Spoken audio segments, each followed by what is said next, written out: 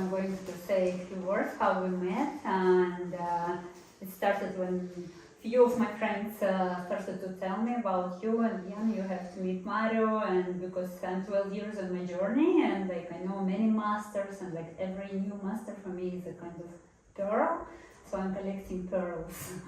And I came for your workshop just to have my personal experience with you, and it was beautiful and very deep release, and there is always space to release something, and I was impressed by your speech, how you were talking about demons and angels, the humanity, the human's nature of duality, and how your method combines both of this, helping people to release, to accept and to release demons. So I was very touched, and after we have a beautiful, deep conversation, speaking about your journey, and I was impressed as a human, as a writer, as a journalist. So we agreed to speak about this journey more deep. So for helping other people to understand your story and from where you're coming.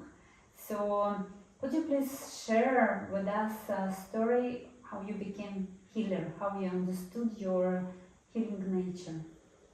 Well, thanks to a divine accident that I was losing the power of my legs from an accident in surfing in Tahiti when I was 28, but that it comes from when I born. When I was born, I had an operation, it calls stenosis pylori. It's a part of the appendix that my mother couldn't give me the breast, and I was suffocating. So I died for 45 seconds, and I stayed 21 days in the incubation to see if I'm gonna live and survive. And for that operation, it grows all my right side shorter, 4 centimeters. I was walking like a dog, like a chaplain all my life.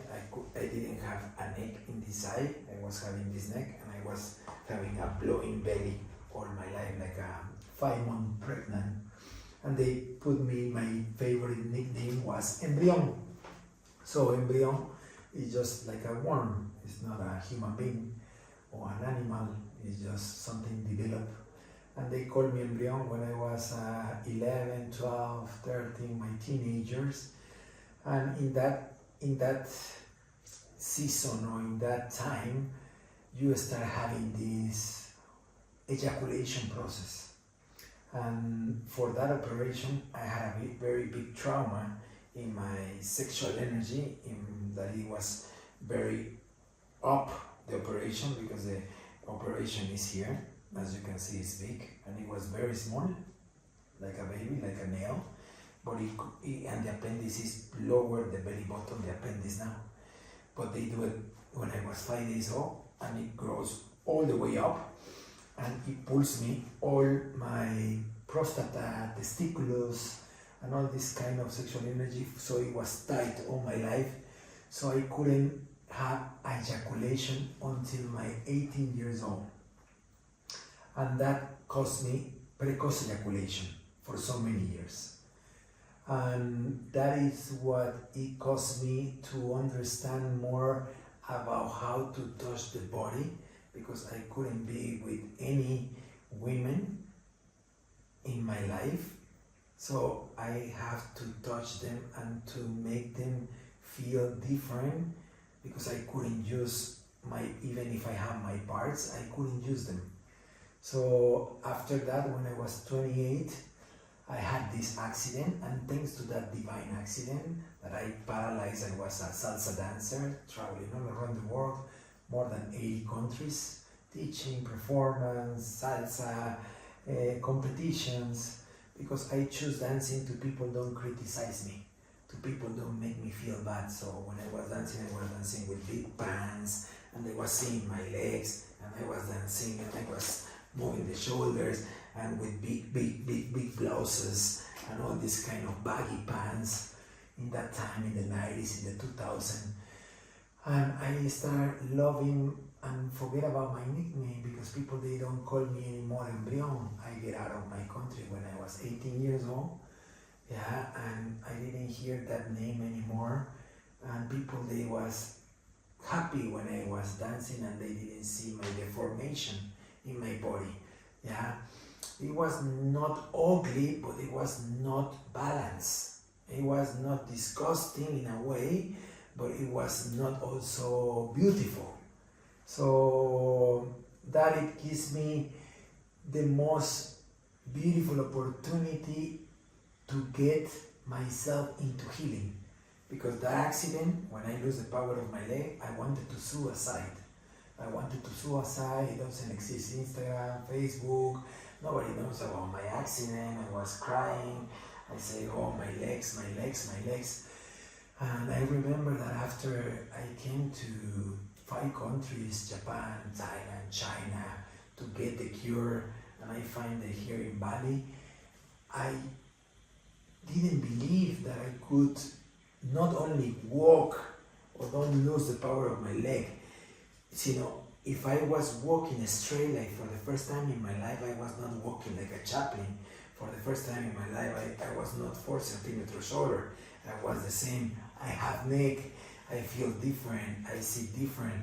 So I say, this is the most beautiful, amazing, powerful, incredible thing a human being, after he loses hope and you are hopeless, you can have. So I quit salsa, I quit DJ, I quit nightlife, and I just focus in my own healing since 19 years ago when I was 28.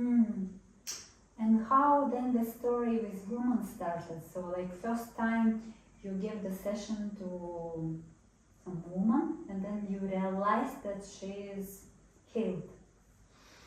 No, when I was starting doing the healing sessions, it was when I was 28, and I remember that I started first with women and children, mostly teenager children and young children, 7 years old, with brain damage, paralysis, autism, any disorder, mental disorder, you know, like Alzheimer and Parkinson, stroke.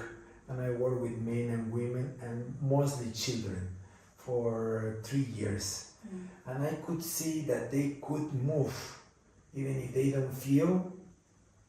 They could move the hand, and they could move the elbow, and they could move the body, and I was like, wow. So I was practicing that, and I said, this is so powerful, but I couldn't feel the power what I was doing into that beautiful creatures, because they are humans like us, but you think they don't feel, but they feel, but they don't feel pain because the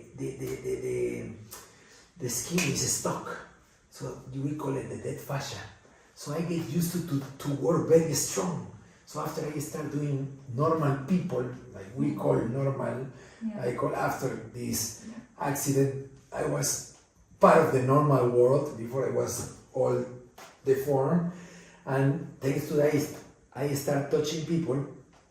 It took me 7 years to understand what is the pain, what is the power of healing, because people, they call me torture. Yeah, torture, because it was so painful, because I start with people with no feeling. I start with the humans that they don't feel. So when I come to normal humans that they feel, everything was like, It was really strong and they couldn't take it. So I understand after, when I was 33, I tried ayahuasca. And I say, wow, then this is energy. It's not just touching people, bodies. Like a recipe, step 1, oil. Step 2, froze. Step 3, right, left. No, I realized that it's energy and it's more powerful than us. And then I remember, okay, so then I will activate through pain and pleasure the sexual energy to activate the bodies and to reach something beyond pain, beyond pleasure. Because when you are in pain, you are in resistance. Like, and when you are in pleasure, you are in control. Because you say, yes, I like it, yes, I like it, continue. Yeah, you want oil, yes, you want incense, yes, you want touch like this. So you are both compromised and they are not together, they are fighting. But when you put two together, pain and pleasure is freedom. Because the mind surrender and you start healing. So that's when I become really understanding that I was not the healer. It took me 10 years to understand that I was not doing the work, it was the source. And that's why I could see when you rise the sexual energy, I could see in women how powerful it was that sexual energy to purify the body and to clean the body and to have the best experience of their lives. And I've been doing that. Maybe we are talking about 10 years of experience, and I started 9 years ago. I have 19 years doing this healing. 9 years ago I started connecting body work with sexual energy to heal, to purify, not to have more pleasure, not to have desire, to go beyond that. Because when you go beyond that, everything you do is pleasure. Everything you do is desire. Everything you do is gratefulness. Everything you do is love. Because you use the sexual energy to go as high as you can go to your 7th chakra and open the portal.